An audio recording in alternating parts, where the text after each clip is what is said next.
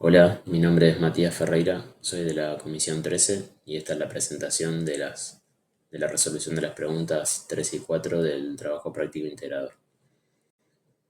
Y bueno, en primer lugar, analizamos lo que es la variable continua, que es el tiempo de horas, las horas dedicadas por semana al estudio.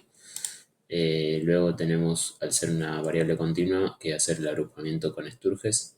Obtenemos los valores necesarios, cantidad de clases, valor mínimo, valor máximo, la amplitud, límite y la secuencia de corte. Después con cut le asignamos cada dato al intervalo correspondiente. Después obtenemos la marca de clase, que es un vector con la marca de clase para cada intervalo. Luego armamos la tabla de frecuencias, como veníamos haciendo en los ejercicios anteriores. Y después con el data frame armamos la tabla en sí para que luego sea mostrada en este print. Bueno, después procedemos al cálculo de la media, el cálculo de la moda. En el caso de la moda, como no podemos, al tener intervalos, no podemos determinar cuál es el valor que más se repite. Y esto lo hacemos a través de identificar, digamos, cuál es el intervalo de mayor frecuencia, que eso sería lo que determinamos con la clase modal.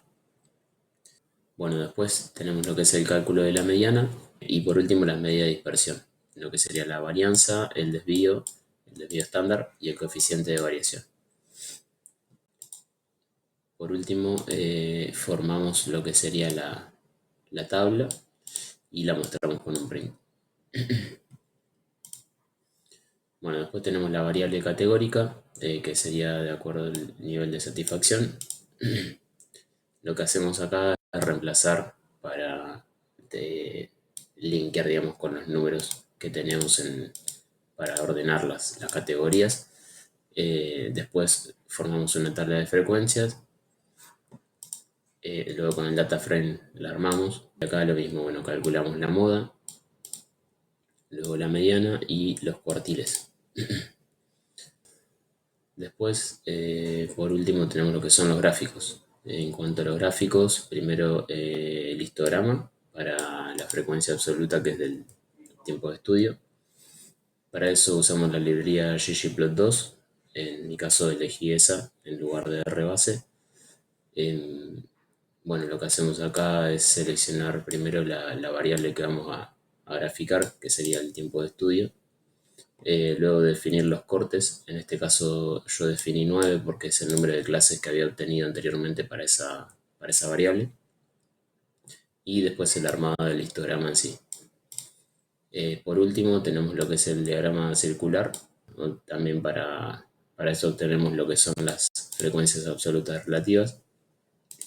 Y armamos el data frame. O sea, en realidad armamos una tabla y después se convierte en lo que sería el gráfico circular. Bueno, ahora vamos a ver los datos que devuelve este código. En primer lugar tenemos para lo que es la variable de tiempo en horas semanales, la tabla de frecuencia y después obtenemos la media, la moda, la mediana, etc. La media nos indica que en promedio estudian alrededor de 15 horas semanales. La moda, que la mayoría estudia alrededor de 15 horas semanales.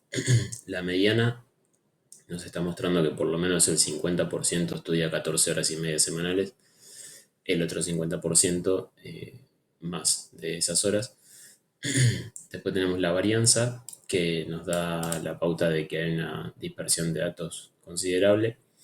Pero bueno, para obtener algo más específico, sabemos que hay que usar el desvío estándar, que nos da un valor de 4 horas.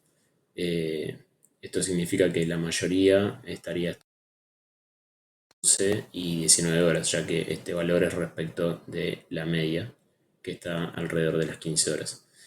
Y bueno, eso lo podemos ver acá en esta parte, que sería entre las 9 y las 19 horas más o menos.